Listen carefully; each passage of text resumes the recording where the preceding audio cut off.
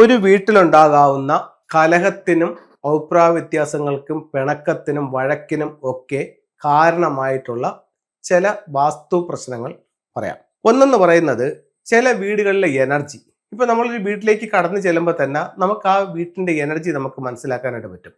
ഇപ്പൊ സിമ്പിളായിട്ട് പറയുകയാണെങ്കിൽ നമ്മളൊരു വീട്ടിൽ ചെന്നിട്ട് അപ്പൊ നമുക്ക് കുറച്ച് സമയം അവിടെ ഇരിക്കാതെന്ന് പറഞ്ഞ് നമ്മൾ പോയതാണ്. പക്ഷെ അവിടെ ചെല്ലുമ്പോഴത്തേക്ക് നമുക്ക് നിൽക്കാൻ തോന്നുന്നില്ല, നമുക്ക് പെട്ടെന്ന് പോയാൽ മതി എന്ന് തോന്നുന്നു. അപ്പൊ അതൊരു വീട്ടിന്റെ നെഗറ്റീവ് എനർജിയാണ് അതിന് കാരണം. അതേസമയം ഇപ്പൊ 5 മിനിറ്റിനകത്ത് വരാമെന്നും പറഞ്ഞൊരു വീട്ടിൽ ചെന്നിട്ട് മണിക്കൂറുകളോളം അവിടെ വെയിറ്റ് ചെയ്തിട്ട് തിരിച്ചു വരുന്നതെന്ന് പറഞ്ഞു കഴിഞ്ഞാൽ ആ വീട്ടിന് ചുറ്റും അല്ലെങ്കിൽ ആ വീട്ടിനകത്തുണ്ടാകുന്ന ഒരു പോസിറ്റീവ് വൈബ്രേഷനാണ് നമ്മളെ കൂടുതൽ സമയം അവിടെ നിൽക്കാനായിട്ട് നമുക്ക് നമ്മൾ അവിടെ ചെലവഴിക്കാനുള്ള കാരണം. അത് ആ എനർജിയാണ്.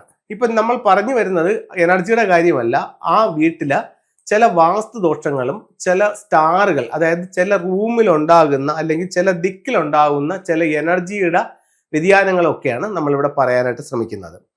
ഒന്നെന്ന് പറഞ്ഞു കഴിഞ്ഞാൽ ഒരു വീട് സ്ക്വയർ അല്ലെങ്കിൽ റെക്ടാങ്കിൾ ഷേപ്പിലായിരിക്കണം എന്നുള്ളത് എല്ലാ പ്രോഗ്രാമിലും നമ്മൾ പറയുന്ന ഒരു അടിസ്ഥാന ഘടകമാണ്. അപ്പൊ നിങ്ങളൊരു വീട് വെക്കുമ്പോൾ അത് സ്ക്വയറോ റെക്ടാങ്കിൾ ഷേപ്പിലോ അല്ലാതെ നിങ്ങളുടെ വീടിന്റെ തെക്ക് പടിഞ്ഞാറ് എന്ന് പറയുന്ന കന്നിമൂല, സൗത്ത് വെസ്റ്റ് കോർണർ ഇല്ലാതെ, അതായത് ആ ഭാഗത്ത് നിർമ്മിതി ഇല്ലാതെ വീടില്ലാതെയാണ് നിങ്ങൾ വീട് വെച്ചിരിക്കുന്നതെന്നുണ്ടെങ്കിൽ ചൈനീസ് വാസ്തുകലയായ ഫെങ്ഷുയിൽ പറയുന്നു അത് നിങ്ങളുടെ ഗൃഹനാഥന്റെയും ഗൃഹനാഥയുടെയും ഐക്യത്തിന്റെയും പരസ്പര സ്നേഹത്തിന്റെയും സൗഹൃദത്തിന്റെയും ദിക്കായിട്ട് ഫെങ്ഷുയിൽ സൗത്ത് വെസ്റ്റ് എന്ന് പറയുന്ന കന്നിമൂലയെ പരിഗണിക്കുന്നു. അപ്പോൾ ആ മൂലം നഷ്ടപ്പെട്ടു പോയിട്ടുണ്ടെങ്കിൽ ഇവർ തങ്ങളിൽ അഭിപ്രായ വ്യത്യാസങ്ങളും വിവാഹബന്ധം വേർപ്പെടുത്തലും അത്തരത്തിലുള്ള പല ബുദ്ധിമുട്ടുകളും, ഇപ്പൊ കല്യാണപ്രായമായവരാണെങ്കിൽ വിവാഹം നടക്കാത്ത അവസ്ഥകൾ ഒക്കെ ഈ കന്നിമൂലയുടെ ഈ ഒരു മിസ്സിംഗ് മൂലം ഉണ്ടാവും. അപ്പം ഇത് മൂലവും വീട്ടിൽ കലഹങ്ങൾ ഉണ്ടാവാം.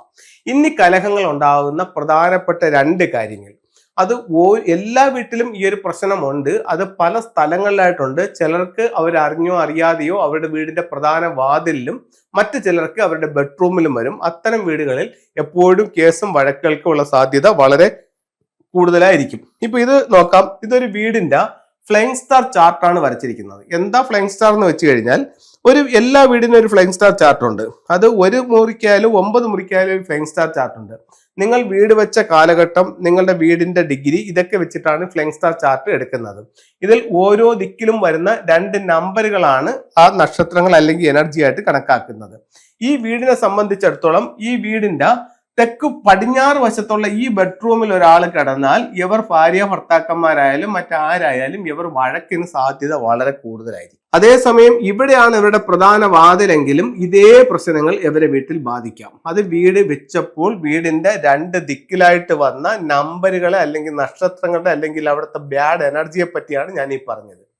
ഇതല്ലാതെ ഈ വർഷം തുടങ്ങിയപ്പോൾ തൊട്ട് വീട്ടിൽ വഴക്കുണ്ടാക്കുന്ന ചില കാര്യങ്ങളുണ്ട്. അങ്ങനെയാണെന്നുണ്ടെങ്കിൽ ഈ വീട്ടില് പ്രധാന വാതിൽ പടിഞ്ഞാറ് വശത്താണെന്നുണ്ടെങ്കിൽ ഇവിടെ ഈ വർഷത്തെ നക്ഷത്രം, അതായത് ഇത് ഫ്ലൈങ് സ്റ്റാർ നക്ഷത്രമാണ്, വീട് വെച്ചപ്പം എന്നതാണ്, ഒരിക്കലും പോകില്ല. ഇവിടെ ഈ വർഷത്തെ നക്ഷത്രം 3 വന്നിട്ടുണ്ട്. ഇത് ലോകത്ത് എല്ലായിടത്തും ഒരുപോലെ വന്നിട്ടുണ്ട്. ഇപ്പൊ ലോകത്ത് എല്ലാ സ്ഥലത്തും വെസ്റ്റ് സൈഡിൽ നിൽക്കുന്ന നക്ഷത്രം എന്ന് പറയുന്നത് 3 ആണ്. അത് കേസും വഴക്കും കലഹവും ഉണ്ടാക്കുന്ന ഒരു നക്ഷത്രമാണ്. അപ്പൊ ഇവിടെ ഈ ഒരു നക്ഷത്രം വന്നു കഴിഞ്ഞാൽ അവിടെ കലഹം ഉണ്ടാവും. ഇതാണ് കലഹത്തിന്റെ കാരണങ്ങൾ. അപ്പോൾ ഇത്തരം കാരണങ്ങൾ ഉണ്ടെങ്കിൽ ഉറപ്പായിട്ടും അതിന് പരിഹാരം ചെയ്യുക. വളരെ സിമ്പിളായിട്ട് ഇതിന്റെ 2 പരിഹാരങ്ങൾ ഞാൻ പറഞ്ഞുതരാം. കന്നിമൂല മിസ്സായിട്ടുണ്ടെന്നുണ്ടെങ്കിൽ കന്നിമൂലയുടെ തെക്ക് പടിഞ്ഞാറ് ഭാഗത്ത് ഒരു റെഡ് ലൈറ്റ് കൊടുക്കുകയാണെങ്കിൽ ഈ കപ്പിൾസിന്റെ വഴക്കിന് ഒരു ശമനം ഉണ്ടാവുകയും ഇവർ ഐക്യത്തിൽ വരികയും ചെയ്യും. അതേപോലെ തന്നെ ഈ വെസ്റ്റ് ഭാഗത്ത് ബെഡ്റൂം ഉള്ളവർക്കോ എൻട്രൻസ് ഉള്ളവർക്കോ ഈ വർഷം ഒരു 4 സ്ക്വയർ ഫീറ്റിന്റെ റെഡ് മാറ്റ് ഇടാം. അതേപോലെ ഈ ഫ്ലൈങ് സ്റ്റാർ നമ്പർ എന്താണെന്ന് നിങ്ങൾക്കറിയാമെങ്കിൽ ഇതിൽ ബെഡ്റൂമിൽ മൗണ്ടൻ സ്റ്റാർ വരുന്നിടത്തും എൻട്രൻസിൽ വാട്ടർ സ്റ്റാർ വരുന്നിടത്തും 4 സ്ക്വയർ ഫീറ്റിന്റെ റെഡ് മാറ്റ് ഇടാവുന്നതാണ്. ഫംഗ്ഷയുടെ ചില ടൂളുകൾ നമുക്ക് നോക്കാം.